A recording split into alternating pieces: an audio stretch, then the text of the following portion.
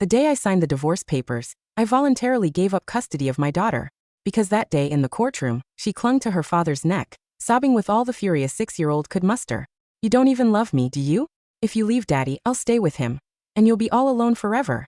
In my past life, I had ignored her childish threats. I fought tooth and nail for her custody. I poured every ounce of myself into raising her. And yet, she spent her entire life hating me. Not once did she ever call me mom, until the day I died. On her wedding day, she even invited her father's mistress to the stage to give a speech of thanks. Now, opening my eyes again, seeing that same cruel little face staring back at me, I simply nodded. I don't care. After all, I never wanted a daughter like her anyway. The moment the words left my mouth, the two people in front of me froze as if they'd been struck by lightning. They stared at me in disbelief. Victor was stunned for a split second. Then he snapped, swearing under his breath. What the hell are you saying? In front of a child? I glanced at Lily, who was hiding in his arms, and repeated calmly. I said if she doesn't want to stay with me, that's fine. Then I added, without hesitation.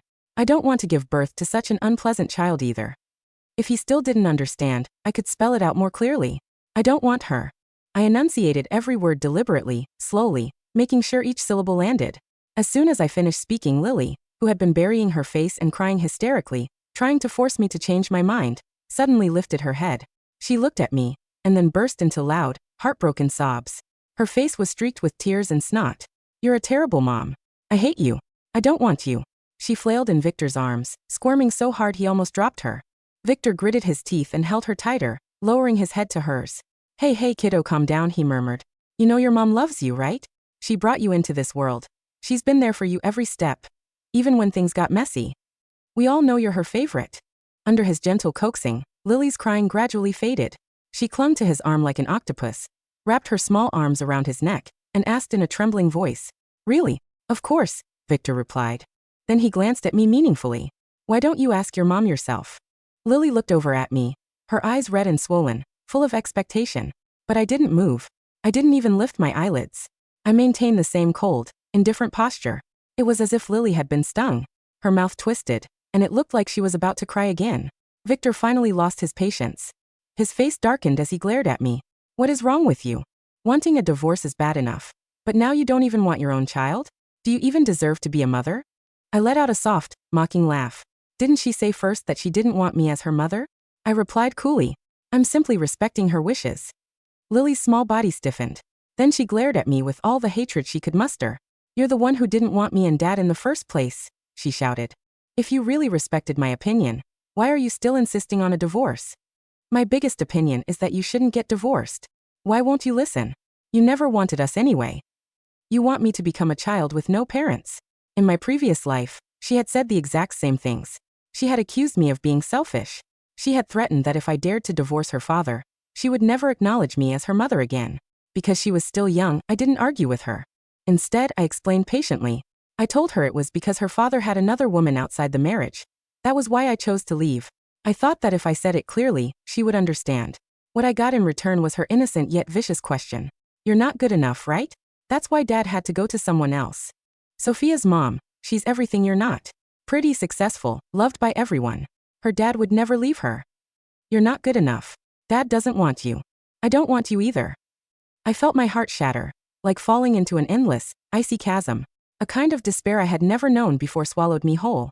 I had always believed that even if I wasn't a successful wife, at least I was a successful mother. From the moment Lily was born, all my time and energy had revolved around her.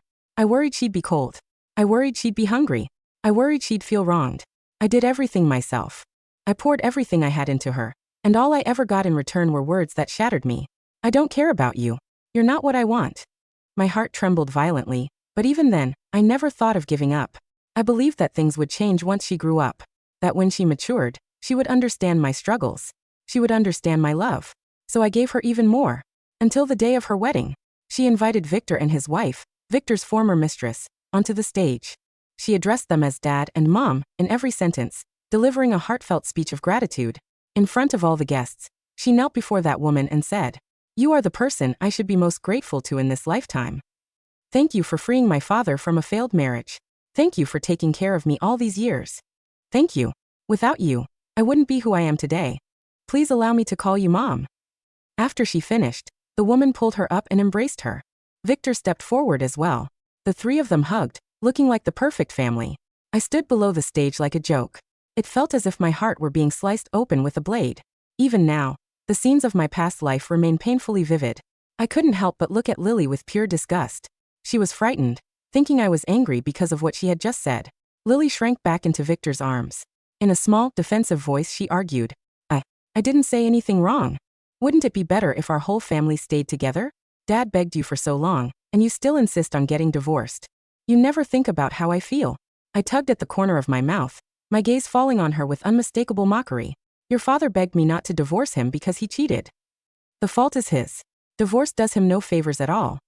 Just thinking about it made me want to laugh. In my previous life, desperate to secure Lily's custody as quickly as possible, I had made countless concessions during the asset division. Victor had secretly plotted to take all the shares, leaving me with nothing but a hollow shell of a company. This time, I wouldn't be that foolish again. Lily looked stunned by my words. She lifted her head and stared at Victor in confusion, clearly not understanding what cheating meant. When I exposed Victor's true face in front of our daughter, his face flushed an ugly mix of red and black. How dare you say something like that to our daughter, he barked. Do you have no shame at all? If you have the courage to do it, I shot back. Why shouldn't I have the courage to say it? I looked at Lily, who was still struggling to process everything, and asked her the same question I had asked in my previous life. Even so, do you still oppose the divorce? Do you still insist on staying with your father? My voice was calm, cold, final. Lily was frightened by my tone and didn't answer. Victor tightened his grip on her hand. In the next second, the hesitation on Lily's face vanished, replaced by firm resolve. Yes, she truly was Victor's daughter. I forced down the ache in my chest and let out a self-mocking smile. Then I picked up my bag and turned to leave. After leaving the lakeside villa, I returned to the apartment near my office. The moment I stepped inside, my phone rang. It was my mother. She asked how the divorce proceedings had gone. I told her the deal hadn't been finalized. It didn't, she asked, surprised. Why? Was it Victor refusing again, or did Lily cause another scene? Neither, I replied. I want to draft a new divorce agreement. She hesitated. You're not planning to give up the company just to get Lily's custody, are you? She sighed. It's not that I dislike Lily, but her heart is entirely with the Ricci family. Forcing her to stay by your side won't do anyone any good. In my previous life, my mother had said something very similar. Watching me sacrifice my own interests again and again for Lily, she had once pointed at me and scolded me outright. She said I must have lost my mind to hand over the wealth my father had built over a lifetime to an ungrateful, spoiled playboy. She hadn't approved of my marriage to Victor from the beginning. He came from a completely different social class. Later, when I nearly gave up the company for Lily's sake, her anger only deepened. More than once, she had demanded that I send Lily back. If you want a child, you can have another one. If you don't want to raise one yourself, you can adopt. Lily has already been spoiled rotten by the Ricci family. She can't be changed. Back then, I refused to listen. Now, even without my mother's advice, I had finally woken up. I explained that no, the previous agreement had simply been drafted poorly. In the new agreement, I wanted Victor to walk away with nothing. My mother froze for a moment, then asked cautiously, and what if Lily doesn't agree? I let out a cold laugh. Then she can go back to the Ricci family. In this new life, I intended to cherish only those who were worth cherishing. After submitting the revised terms to my lawyer, I threw myself into work for several consecutive days. Finally, on Saturday, I drove to an orphanage in a nearby town. When I arrived, the director told me that the child I was looking for hadn't been at the orphanage recently. The little girl studied diligently. She had been selected by her school to participate in a math competition. The director pulled out an old photo album from a cabinet and handed me a photograph. I lowered my head and looked at the short-haired girl in the picture. She looked 7 or 8 years old. Malnourished, her frame was thin, but her eyes were bright, full of life. I raised my hand and gently brushed my fingertips over her small face. In my previous life, when I was 50 and diagnosed with terminal liver cancer, bedridden, unable to move, it was this very girl who took care of me. She was an orphan I had sponsored years ago. Her name was Mia. After seeing the news of my illness online, she had made a point to check in every day. She'd bring me snacks, refill my water, and make sure I didn't miss any of my medications. She'd tidy up my apartment in her small, careful way, putting things back where they belonged. When pain kept me awake at night, she'd sit quietly beside me, humming or telling little jokes until I could relax. She even scraped together her savings to help cover some of my bills, insisting I shouldn't worry about money. She said that if it hadn't been for my kindness back then, she would never have been able to continue her education. So she wanted to repay me. How ironic. The daughter I had cherished as my entire world treated me like an enemy, conspired with others and drained me of everything I had. And yet a stranger, a little girl, fed me, bathed me, cared for me to the very end. All because of a small unintentional act of kindness. When the director learned that I was her sponsor, and that I wanted to adopt her, she was overjoyed. Mia was obedient. And she was smart. If it weren't for her being slightly older than most adoptive families preferred, many people would have wanted her. If you don't mind her age, the director said gently, I can call you the moment she returns. If the two of you get along, we can begin the adoption process right away. I nodded. I don't mind. After we finalized the details, I drove back. Before heading home, I stopped by the mall. Before leaving the orphanage, I had asked the director for Mia's clothing and shoe sizes. I wanted to buy a few outfits in advance, so when she arrived, she wouldn't have to wear hand-me-downs. I assumed all little girls were the same, so I bought what Lily used to like: dolls, dresses, shoes, accessories. I was about to leave when I unexpectedly ran into Lily. She was holding Victor's hand with one hand, and with the other, a strange woman's hand. I glanced over once. It was Victor's mistress, Charlotte. The three of them stood side by side, looking exactly like a family. When they saw me, both Victor and Lily froze. Their expressions tightened, as if they were afraid I might make a scene. If this had been the old me, seeing him out with Lily and his mistress would have sent me into a rage. But now, the Ricci family had nothing to do with me. I gave them one indifferent look and walked straight past. Just as I passed them, Victor grabbed my arm. Lily's been thinking about you these past few days, he said. Why haven't you come to pick her up? At that, I lowered my gaze to Lily. She stood there with her lips pursed, peeking at me cautiously. But the moment my eyes met hers, she turned her head away, hiding behind Charlotte. I let out a cold laugh. This is what you call missing me. Victor fidgeted, clearly caught off guard. Come on, who raised you to mess with a kid like that? He said, half scolding, half defensive. You're grown. Are you seriously still mad at a little girl? In the end, aren't you still here buying gifts to make it up to her? His eyes flicked to the shopping bags in my hands, and he visibly relaxed. He waved Lily over. Come on, Mommy bought you presents. See if there's anything you like.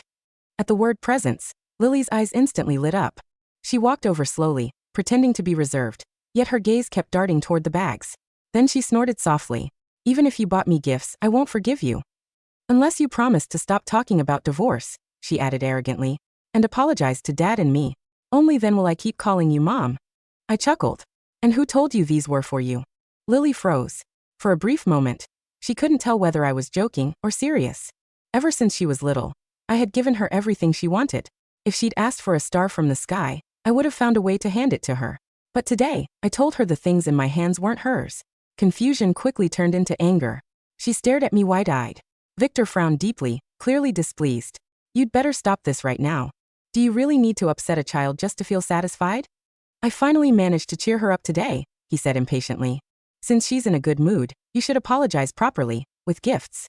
Don't make things harder for yourself. At that, Lily shouted too. I don't want her gifts.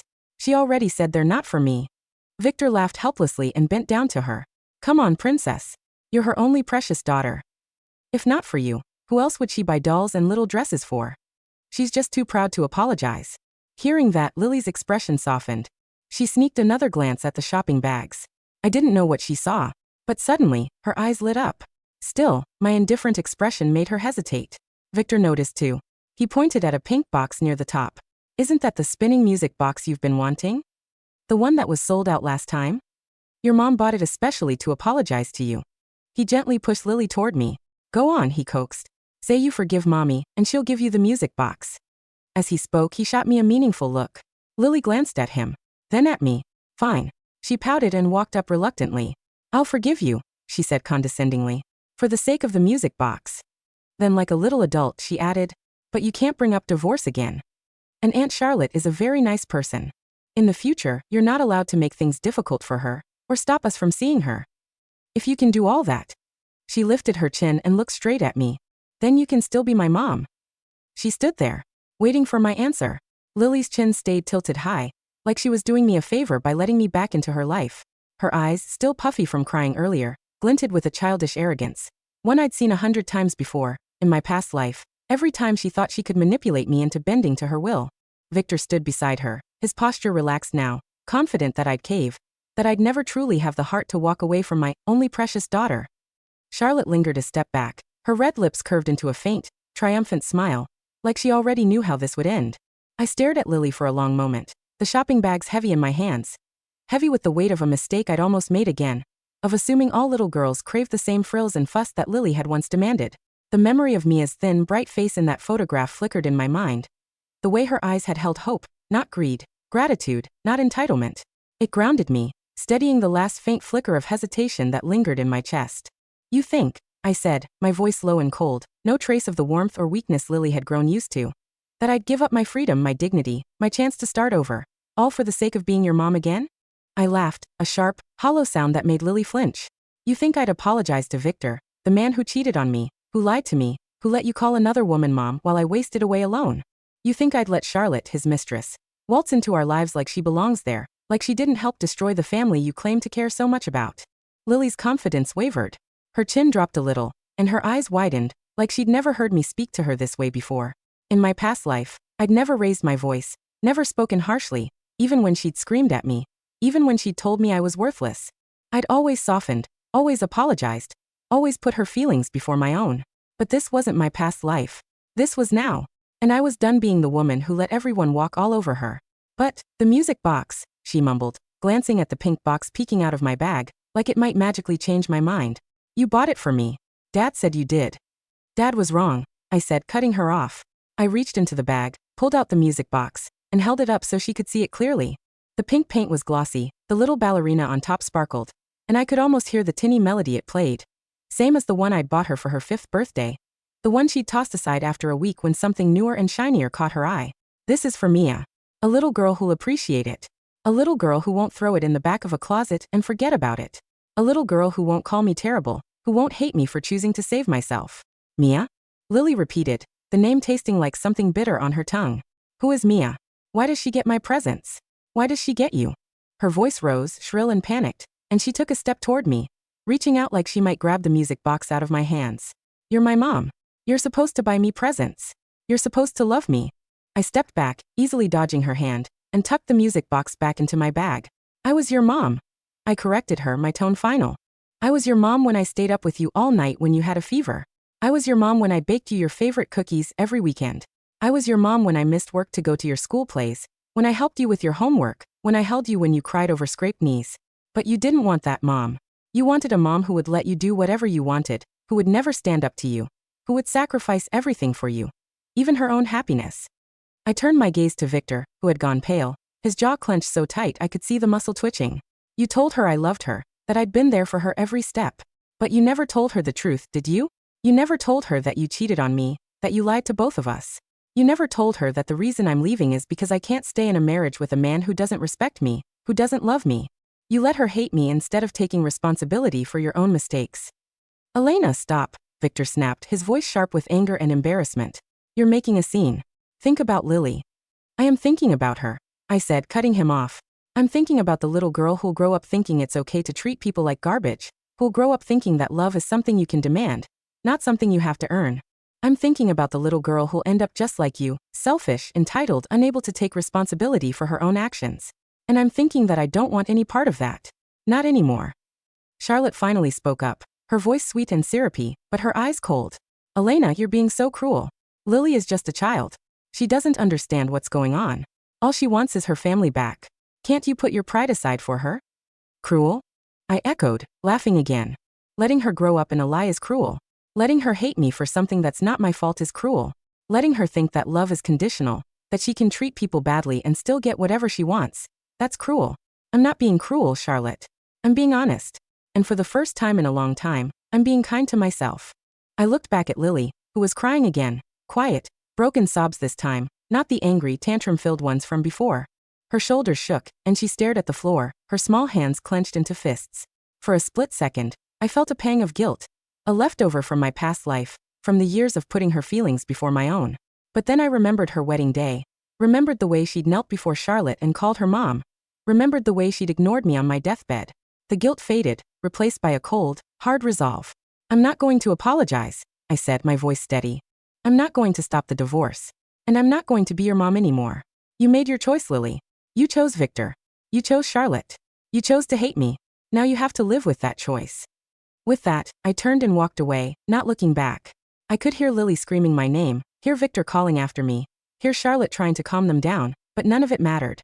The noise faded into the background as I walked through the mall, the shopping bags feeling lighter now, like I was shedding the weight of my past, one step at a time. When I reached my car, I sat down for a minute, closing my eyes and taking a deep breath. It hurt, of course it did. She was my daughter, even if she didn't feel like mine anymore. But it also felt good. Freeing. Like I'd finally broken the chains that had bound me for so long. I drove back to my apartment, and the first thing I did was take the dolls and dresses and accessories out of the shopping bags and put them in a box. I'd donate them to the orphanage. Maybe some other little girl would love them, would appreciate them more than Lily ever did. The only thing I kept was the music box, tucked safely on the shelf in my bedroom. A reminder of Mia, of the second chance I was giving myself. That night, I got a call from my lawyer. Victor's lawyer contacted me, he said. They're furious about the revised divorce agreement. They're saying you're being unreasonable, that you're trying to ruin Victor financially. They're threatening to fight for full custody of Lily, and to sue you for spousal support. I laughed. Let them. I have evidence of Victor's infidelity, text messages, photos, witness statements. I have proof that he tried to steal the company from me in our previous divorce proceedings. And I have no interest in custody of Lily. She made that clear enough today. As for spousal support, Victor has more than enough money to support himself. He doesn't need a dime from me. Tell his lawyer that if they want to fight, I'm ready. But I won't back down. I want what's mine, and that's the company, the apartment, and half of all joint assets. Nothing more, nothing less. Understood, my lawyer said. I'll handle it. And Elena? Good for you. You're not the same woman who came to me a month ago, scared and willing to give up everything. You're standing up for yourself, and that's exactly what you should be doing. I smiled, a small, genuine smile. Thanks. It's about time. After hanging up, I poured myself a glass of wine and sat on the balcony, looking out at the city lights. For the first time in years, I felt at peace. I wasn't worried about Lily, or Victor, or Charlotte. I wasn't worried about pleasing anyone. I was just me. And that was enough. The next week passed in a blur of work and preparation. I threw myself into the company, staying late every night, meeting with clients, restructuring departments, firing the employees who'd been loyal to Victor, and hiring new ones who were dedicated and hardworking. It felt good to be in control again, to use my skills and my intelligence to build something for myself, something that Victor couldn't take away. On Wednesday afternoon, I got a call from the orphanage director. Mia's back, she said, her voice filled with excitement. She won first place in the math competition. She's been talking about you nonstop. She's so excited to meet you. Do you have time to come by tomorrow? My heart raced. I'd been waiting for this call, dreading it and looking forward to it all at the same time. What if Mia didn't like me? What if I wasn't a good mom to her? What if I messed this up, just like I messed up with Lily? But then I remembered her photograph, her bright eyes, the way she'd taken care of me in my past life. I took a deep breath. I'll be there first thing in the morning, I said. I can't wait to meet her. That night, I couldn't sleep. I tossed and turned, replaying the meeting in my mind, worrying about every little thing. I even went to the mall again, buying Mia a new set of books, astronomy, her favorite, according to the director, and a set of watercolor paints, just in case the art supplies I'd bought earlier weren't enough. I wanted her to feel welcome, to feel loved, to feel like she belonged. The next morning, I arrived at the orphanage at 9 o'clock sharp. The director was waiting for me at the door, smiling. She's in the art room, she said. She's been drawing since she got up this morning. She says she wants to make you a present. My throat tightened. I followed the director down the hallway, my hands shaking slightly. When we reached the art room, I paused at the door, taking a deep breath before pushing it open. Mia was sitting at a table in the corner, her back to me, hunched over a sketch pad, a pencil in her hand. She was smaller than I'd imagined, thin, with short black hair that fell in a fringe over her forehead, and a faded gray t-shirt that was too big for her. But when she looked up, her eyes, dark brown, warm, bright, took my breath away. You must be Elena, she said, her voice quiet but clear, as she stood up, wiping her hands on her jeans. She held out a drawing, a crudely drawn star, colored in with blue and purple crayon, with the words for Elena written in shaky handwriting at the bottom. I made this for you. The director said you like stars too. I took the drawing, my hands trembling, and looked at it. It was simple, imperfect, but it was the most precious gift I'd ever received. More precious than any of the expensive gifts I'd given Lily, more precious than the music box, more precious than anything Victor had ever bought me. I looked up at Mia, and I felt tears stinging my eyes. It's beautiful, I said, my voice cracking. I love it. Thank you, Mia. Mia's face lit up, a shy smile spreading across her lips. You're welcome. The director said you're the one who sponsors me. The one who sends me books. Thank you for that too. I've read every single one. Especially the astronomy ones. I want to be an astronaut when I grow up. I think you'll make a wonderful astronaut. I said, smiling through my tears. You're smart and you work hard. And that's exactly what you need to be an astronaut. I pulled the bag with the books and art supplies out of my car earlier and handed it to her. I brought you some more books. And art supplies. I hope you like them. Mia took the bag, her eyes widening as she opened it and looked inside. She pulled out the astronomy book, running her fingers over the cover. And then the watercolor paints, her smile growing bigger and bigger. I've been wanting this book for months, she said, her voice filled with awe. And these paints, they're the good kind.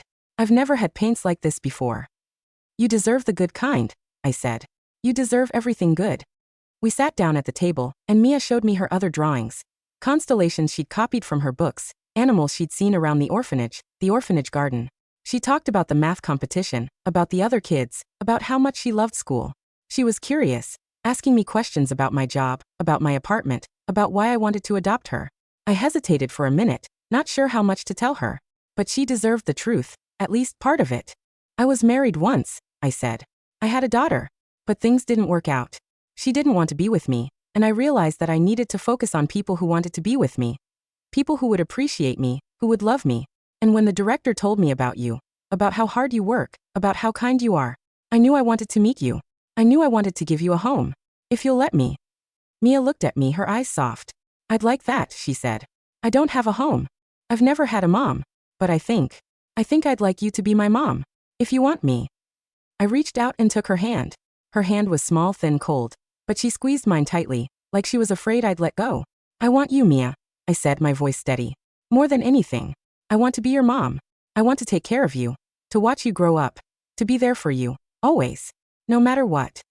Mia's eyes filled with tears, and she threw her arms around my neck, hugging me tightly. I hugged her back, holding her close, and I felt a sense of peace wash over me. A peace I'd never felt before. This was right. This was what I'd been missing. Not a daughter who hated me. Not a husband who cheated on me. But a little girl who wanted me, who appreciated me, who loved me for who I was.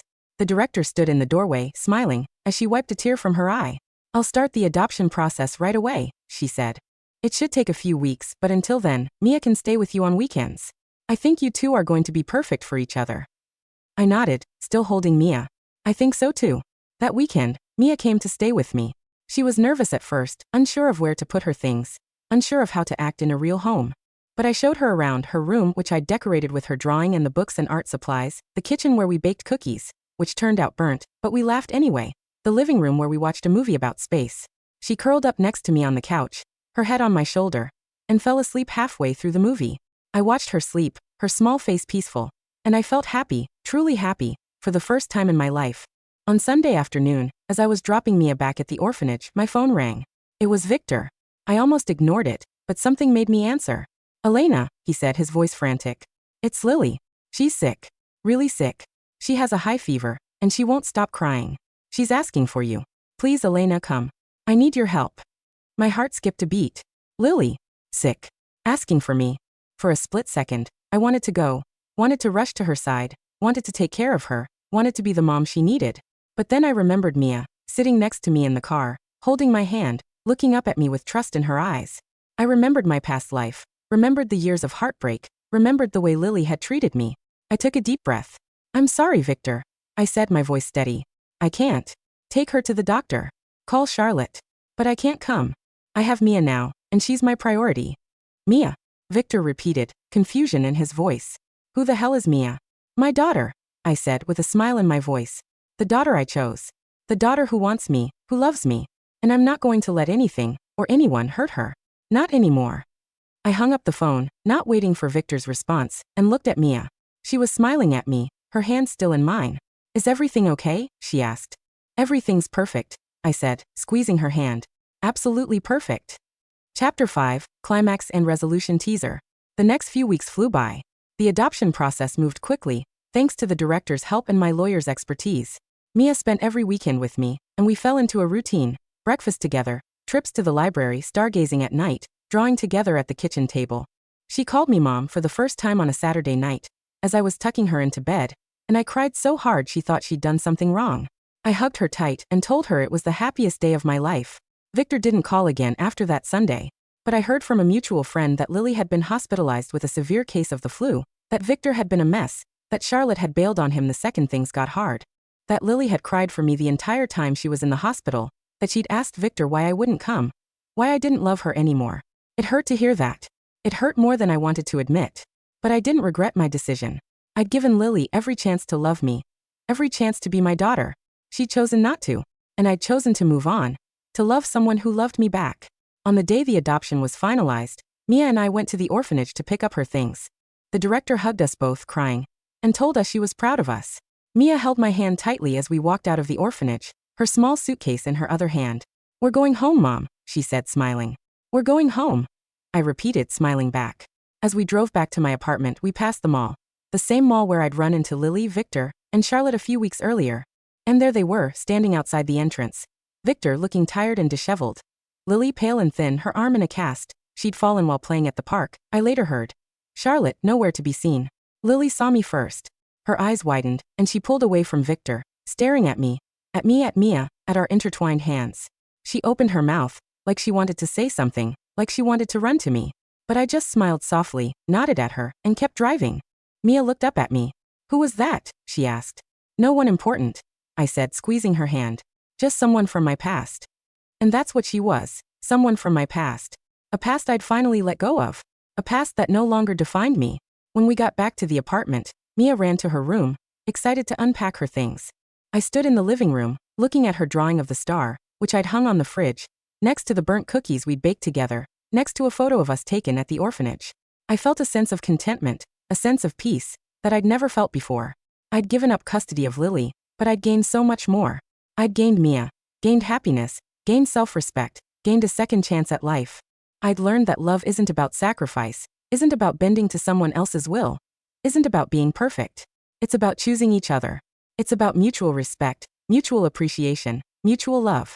It's about letting go of the past, forgiving yourself for your mistakes, and embracing the future. Mia ran back into the living room, holding her astronomy book. "Mom, can we look at the stars tonight?" she asked. "Of course we can," I said, smiling. "We can look at the stars every night if you want." Mia climbed onto my lap, and I hugged her close. Outside, the sun was setting, painting the sky in shades of pink and orange. Inside, my little girl was safe, happy, loved. And that was all that mattered. I'd once thought that giving up Lily would leave me alone forever, just like she'd threatened. But I wasn't alone. I had Mia. I had love. I had a home. And for the first time in my life, I was truly, completely happy. The end wasn't what I'd expected. It wasn't the happy family I'd once dreamed of with Victor and Lily. But it was better. It was mine. And that was more than enough.